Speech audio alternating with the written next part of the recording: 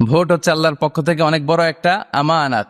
এজন্য আমার ভোট আমি দেব, যাকে খুশি তাকে দেব এমনটা না, সৎ লোক দেখে দেব, ঠিক কিনা?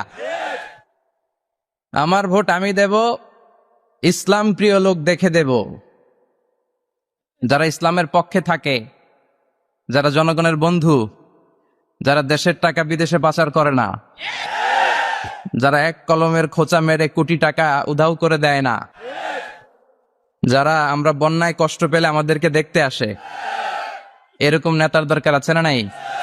যাকে মন চায় তাকে ভোট দেয়া যাবে না।